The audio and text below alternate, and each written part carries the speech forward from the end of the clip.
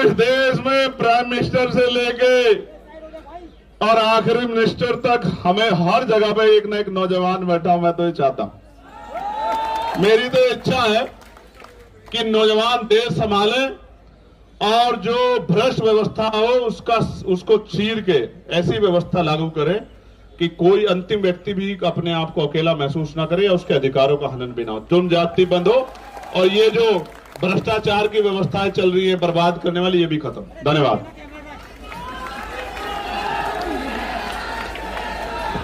जय जय जय जय जय भीम, जय जय जय जय जय भीम। अभी कुणाल भैया ही बोलेंगे, लेकिन मैं पहले एक चीज बताना चाहता हूँ, 2 मिनट लूंगा, ज्यादा नहीं, ये बताने के लिए कि कुणाल भैया का इसमें क्या रोल था। तो जैसे 15 तारीख को ट्वीट हुआ, काफी ज्यादा वायरल हो गया, 20-22 मिलियन फॉलोइंग हो गए। उसके बाद सरकार ने नैरेटिव शुरू कर दिया, ये एंटी नेशनल है, जॉर्ज सोरोस से फंडिंग आ रही है, ये हो रहा है, वो हो रहा है। तो यूएसए में मैं तो अकेला बैठा हुआ था और मुझे समझ नहीं आ रहा था कि मेरे ऊपर ऐसे आरोप क्यों लग रहे, क्योंकि मैं तो इंडियन पासपोर्ट पर ही गया था और इंडियन स्टूडेंट के तौर पर ही गया था। तो अपने ही स्टूडेंट को एक दूसरी कंट्री में अपनी ही देश की सरकार नेशनल थ्रेट और एंटी नेशनल क्यों कह रही है, उस चीज का मुझे बहुत बुरा लग रहा था, क्योंकि वहां पर मुझे सारे लोग अभिजीत बोलकर नहीं जानते थे, इंडियन बोलकर जानते थे। और उसी इंडियन को उसी की देश की सरकार एक नेशनल सिक्योरिटी थ्रेट कह रही थी। तो उस समय मैं काफी परेशान था। तो जो इंसान, मुझे जो सबसे पहला कॉल आया वो कुणाल भाई से आया और मुझे लगता है कि इसलिए आया होगा क्योंकि ये सबसे पहले इंसान थे जिनको एंटी नेशनल कहा गया था। तो हम भी कुणाल भाई के रास्ते पर चल रहे, और अगर इस सरकार का मजाक उड़ाना एंटी नेशनल है, अगर इस सरकार से सवाल करना एंटी नेशनल है, तो लगा दो सब पर केसेस। बस एंटी नेशनल क्यों बोल रहे हो? केसेस लगाओ, डालो जेल के अंदर। क्यों बोल रहे हो जॉर्ज सोरोस की फंडिंग है? ईडी सीबीआई लगाओ, कर लो इन्वेस्टिगेशन, बता दो कितने $1000 मेरे बैंक अकाउंट में पड़े हुए हैं। बस आरोप से नहीं लगे चलेगा, इन्वेस्टिगेशन भी करनी पड़ेगी आपको। दिखा दीजिए, सबके सामने सच रख दीजिए। और अभी मैं कुणाल भाई को कहूंगा अपनी बात रखे, उससे पहले बस एक सवाल है, मैं तमिलनाडु कैसे आएगा? भाई अब मैं दिल्ली आएगा, तो तमिलनाडु नहीं आएगा। तो पहले तो मैं कहना चाहूंगा कि ये जो सरकार है, ये जो कर रही है, ये बहुत सालों से कर रही है और हमने देखा है कि ये लोग बस सीता के पति का नाम ले लेके नीता के पति का काम कर रहे हैं। ये सरकार में कोई मोरालिटी नहीं है, कोई शर्म नहीं है। हमारे देश का एक और गांधी 17 दिन से बिना खाए यहाँ बैठा है और गोडसेवादियों को कोई चिंता नहीं है इस बात की।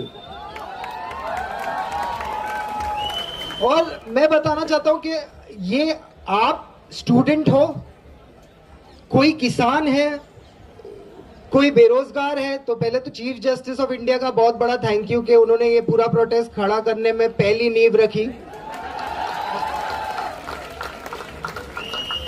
आज कोई गिग वर्कर है जो नौकरी नहीं ढूंढ पा रहा, जिसको पता नहीं, जिसको अपनी वो रास्ते नापते नापते थक जाता है, उसको पता नहीं है दिन कब खत्म होगा, उसको समझ में नहीं आ रहा है कि संडे को क्यों पेट्रोल के ज्यादा पैसे मिल रहे हैं और मंडे को क्यों पेट्रोल के कम पैसे मिल रहे हैं, पेट्रोल तो उतना ही चल रहा है।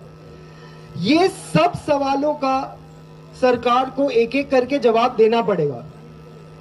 और धर्मेंद्र प्रधान जी का इस्तीफा जो होना चाहिए, उनमें थोड़ी शर्म होती तो दे देते, शायद वो देना भी चाहे, पर मोदी जी बोलेंगे नहीं यार देव मत, मेरा वो 56 इंच का सीना ना 52 हो जाएगा। तो आज नहीं तो कल आपको इस्तीफा देना ही है। काम हो नहीं पा रहा, एक एग्जाम नहीं करा पा रहे ये लोग। आज आप बताइए कौन से एग्जाम की भर्ती पे हमारा युवा क्या स्टेटिस्टिक लेके चले? जब 20,000 की भर्ती होने वाली होती है, 20,000 लोगों की भर्ती होने वाली होती है, टीचर खुद कहता है कि भैया देखो तुम 10,000 लोग तो ऐसे ही जाने वाले हैं, तो तुम थोड़ी ज्यादा मेहनत करना। अब वो ऐसे ही जाने वाले लोग कौन है? ये जो पूरा दिन मेरिट का डंका पीटते हैं, पेपर लीक से ज्यादा मेरिट कहां कॉम्प्रोमाइज होता है? इससे ज्यादा मेरिट का कोई कॉम्प्रोमाइज होता है? और पेपर लीक पे बोलना कि मतलब जहां पेपर सेट हो रहा है वहीं से लीक हो रहा है, मतलब प्रिंटिंग प्रेस तो पहुंचने दो, उसके पहले ही लीक। कोई खरीद रहा है, कोई बेच रहा है, सब इसी धंधे में लगे हुए हैं। और आपको लगता है जो पेपर लीक से सिस्टम में घुसेगा वो किसकी मदद कर पाएगा? कोई सेफ नहीं है ये एनवायरनमेंट में, कोई भी नहीं। आप सोचिए जो तरह का कॉम्प्रोमाइज हो रहा है एंट्री लेवल पे, ये लोग सिस्टम में 40 साल रहने वाले हैं और इनका पहला स्टेप ही कॉम्प्रोमाइज्ड है, तो ये कैसा देश बनाएंगे? आज मैं बता रहा हूं काफी मुद्दे ये तो मतलब, और पहले मैं आपको बता दूं, जो भी समझिए कोई मोदी जी का समर्थक है या भाजपा का वोटर है तो उससे बहुत सहज होके बात कीजिए, क्योंकि एक चीज हमेशा ध्यान रखिए आप लोग कि भाई हमें बीमार से नहीं लड़ना है, बीमारी से लड़ना है।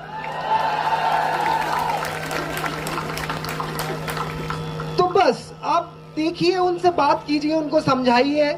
पर अगर वो लॉजिक पे आते हैं ना कि हाँ मोदी जी ने किया है, सोच समझ के ही किया होगा, तो फिर अपना समय और बर्बाद मत कीजिए, दूसरे आदमी के पास जाइए। ये सिलेबस को साइड में करके आप 6 महीने का गैप देके फिर रिवीजन के लिए आ जाइएगा। पर मैं आज कहना चाहता हूं कि ये देश सोनम वांगचुक जी के साथ खड़ा हो, ये देश अभिजीत दीपके के साथ खड़ा हो, ये देश वो स्टूडेंट्स के साथ खड़ा हो जिनके साथ खराब हुआ है, जिनके साथ पूरी तरह से अन्याय हुआ है।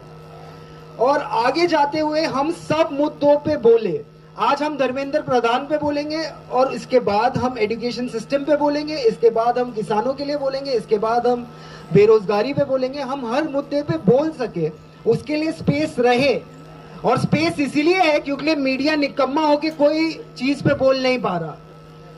आज मीडिया में बड़ी बड़ी नौकरी करने वाले एक सवाल नहीं पूछ पा रहे सरकार से, एक नहीं, हमसे पूछे जा रहे हैं आप यहाँ क्यों आए? अरे हम क्या डांडिया की प्रैक्टिस करने आए हैं? पेपर लीक नहीं होता तो नहीं आते, पेपर लीक हुआ इसलिए आए। अच्छा आप आए हैं, दूसरे क्यों नहीं आए हैं? अरे भैया आप पहले डिसाइड करो आप क्यों आए हो। मीडिया का तो काम आप कर नहीं रहे हो, तो आए क्यों हो? और जो मेरे YouTube के साथी है, आप भाई आप मीडिया के, आपको जो सवाल पूछना है आप पूछिए, पर आप ये निकम्मे मीडिया वालों की लाइन पे क्यों सवाल पूछ रहे हो? आप आज स्वतंत्र हो, अपने सवाल पूछिए। आप इतनी दूर आए, आप वही सवाल पूछ रहे हैं जो मीडिया वाले पूछ रहे हैं। नहीं नहीं हमने सुना है ये हुआ है वो हुआ है। आप अपने सवाल, आप पहले तो अपने साथ बैठ जाइए और पूछिए अपने आप से आप क्यों कैमरा लेके यहाँ आए हैं। वो पहला सवाल आप अपने आप से पूछिए, फिर उसके बाद आप सामने सवाल रखिए। आपको खुद नहीं पता आप क्यों आए हो। जो मेन स्ट्रीम मीडिया वाले 2-2 करोड़ का पगार लेके एसी स्टूडियो में पूछ रहे हो, यहाँ आप धक्का खाते वही सवाल पूछ रहे हो, और वो सवाल से किसी का फायदा नहीं होना, क्योंकि वो सवाल का कोई जवाब ही नहीं है। तो मैं आखिर में इतना ही कहना चाहता हूं कि जो माँ बाप अपने बच्चों को ये प्रोटेस्ट में नहीं आने दे रहे, और जो माँ बाप डर रहे हैं कि अगर उनके बच्चे यहाँ आ जाएंगे तो उनके फ्यूचर का क्या होगा, अगर आप इतना डर रहे हो प्रेजेंट में, तो फ्यूचर बचा ही कहां है।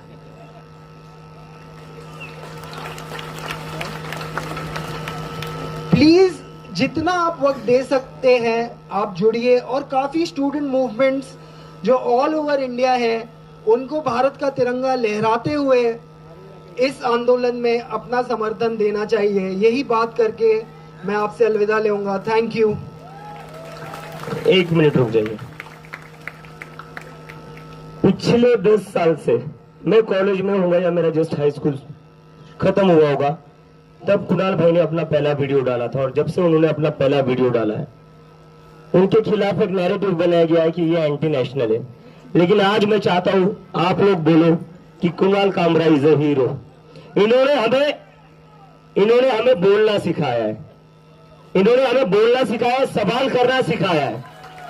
यहाँ पर जितने भी बच्चे मेरी उम्र के, हम सबने इनकी वीडियो देखी थी। वो कौन सी वीडियो थी?